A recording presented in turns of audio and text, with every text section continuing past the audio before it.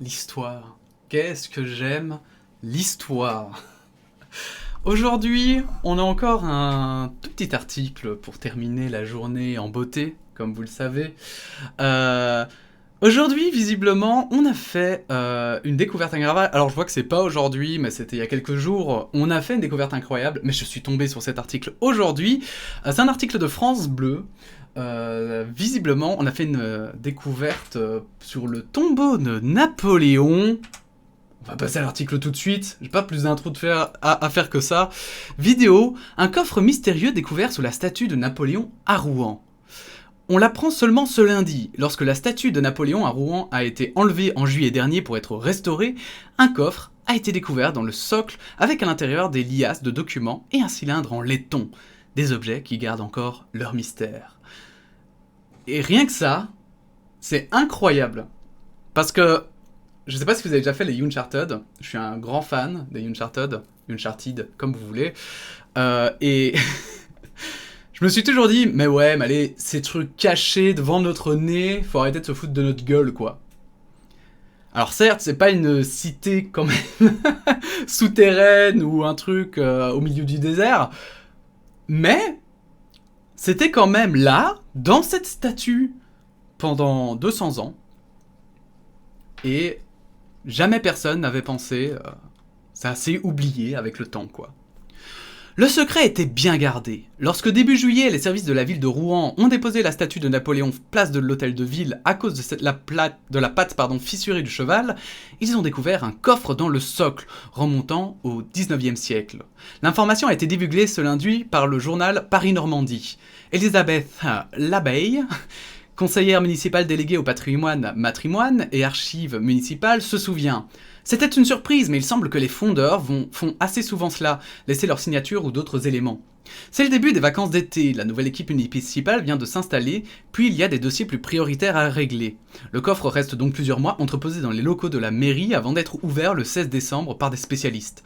Il tombe sur des liasses épaisses de documents. On peut y voir sur le dessus des noms en colonne et nous pensons qu'il s'agit des donateurs qui ont contribué à ériger la statue de Napoléon, avance Elisabeth Labeille.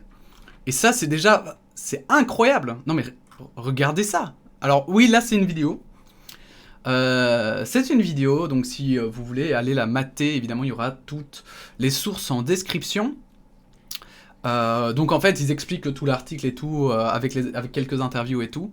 Elle dure pas très longtemps, 3 minutes, mais comme ça vous le voyez en image. Mais regardez, enfin moi ça a tenu quoi. Ça a tenu. C'est pas complètement éclaté. Et c'est des informations, parce qu'en histoire, on en parlait, c'est des informations hyper importantes en vrai. C'est des trucs hyper rares de trouver comme ça, des documents qui sont encore intacts, même après 200 ans en fait. Parce que ça s'abîme très vite. Des liasses très abîmées, mais toutes sur place se gardent bien d'y toucher. Le coffre est imbibé d'humidité et les liasses sont très abîmées. Elles sont donc transposées dans un local des archives départementales.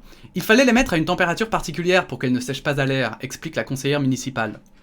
La mairie de Rouen, qui travaille sur ce dossier avec la direction régionale des affaires culturelles, est en relation avec les restaurateurs de parchemin pour voir comment on va essayer de sauver ces documents. Elisabeth Labeille ne pense pas qu'il y ait dedans d'histoires affriolantes sur Rouen et les Rouennais de l'époque. Mais c'est intéressant, ajoute-t-elle, car ça fait partie du patrimoine historique de la ville. Des pièces d'or dans un tube de laiton ? Dans le coffre a également été découvert un tube en laiton de moins de 20 cm. Lui aussi garde son secret. On voulait s'assurer de la manière dont on allait... Oh là là, j'arrive plus à lire. De la manière dont on allait l'ouvrir, mais il résonne quand on le secoue. Ça m'étonnerait qu'on enferme des pièces d'or dans un coffre de socle de statue, dit en riant la déléguée au patrimoine. Mais peut-être une pièce ou une médaille ? On vous tiendra au courant quand on ouvrira ce petit tube en laiton. Enfin, c'est des trucs genre... Ça veut dire qu'il y a quand même des gens qui étaient au courant d'avoir mis ça. Et que vraiment... Parce que 200 ans, c'est pas non plus gigantesque, quoi. Et en 200 ans, déjà, ça s'est perdu. Donc imaginez, ça veut dire que, je sais pas, vous enterrez un truc dans votre jardin. Imaginez que toute votre famille soit au courant. Bah si ça se trouve, dans 200 ans, plus personne sera au courant. On ne saura plus rien. Qui sait, comment, pourquoi. Enfin bon, désolé, c'est probablement mon âme d'historien. Je sais pas si vous, ça vous passionne autant, n'hésitez autant que moi, n'hésitez pas à le mettre en commentaire. En attendant, Napoléon sur son cheval patiente en lieu sûr dans une fonderie des Yvelines. L'appel d'offres pour sa restauration a été lancé, la réponse devrait tomber en mars et la statue en bronze de 7 tonnes devrait être d'aplomb à la fin de l'été. Napoléon retrouvera-t-il la place de l'hôtel de ville? Le maire de Rouen, Nicolas Mayer-Rossignol, n'a pas caché son désir de voir une figure féminine, Gisèle Halimi notamment, lui succéder. Je ne sais pas du tout qui est Gisèle Halimi d'ailleurs. Une consultation des habitants doit être lancée en septembre à ce sujet. Il ne s'agit en aucun cas de déboulonnage ou de non-respect de Napoléon, prévient Elisabeth Labbé.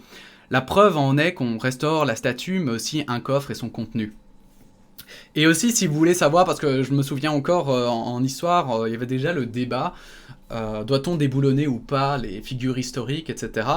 Et en fait, en histoire, sachez qu'en général, les historiens, ils s'en foutent, parce que de manière générale, en fait, ils estiment que c'est pas comme ça que les gens gardent la mémoire des événements et des faits qui se sont produits par le passé. Et qu'au contraire, en fait, plutôt les statues, parfois, c'est effectivement glorifier un certain passé, glorifier certaines choses, alors qu'on ne devrait pas ou plus. Et parfois, en fait, souvent, les représentations comme ça pousse, en tout cas c'est ce qu'on m'avait dit, ça pousse à justement travestir parfois l'histoire, etc. Donc, les historiens sont plutôt pour recontextualiser en fait. Par exemple, s'il y a des statues, mettre un petit écriteau en expliquant qui est la personne et pourquoi elle est là et pourquoi cette statue est là, des trucs comme ça. Mais comme la plupart du temps, bah, les communes ou les mairies, etc. ont la flemme ou pas les moyens, ben voilà. Pourquoi pas déboulonner quoi. Disons que les historiens, ils n'ont pas le cœur fendu quand on déboulonne des figures historiques. Voilà, c'était pour la petite nouvelle du jour. N'hésitez pas à mettre votre opinion en commentaire, moi je trouve ça génial, ces découvertes que l'on fait aujourd'hui finalement, et dans nos régions quoi. C'est des trucs quand même de fou, même si c'est 200 ans, c'est quand même pas dégueu. Va savoir ce qu'il y a dans ces documents, espérons qu'il y ait quand même des choses un peu plus précieuses. Ça pourrait être chouette que ce soit justement peut-être un ouvrier qui ait voulu faire une espèce de capsule temporelle ou quoi. Après, comme ils disent, on va pas s'attendre à des merveilles, mais on sait jamais, on sait jamais. N'hésitez pas à vous abonner évidemment si ce genre de vidéo vous plaît, hein. Et puis n'hésitez pas à liker, disliker la vidéo, et puis on se retrouve bientôt pour d'autres actualités, hein. Voilà, à bientôt.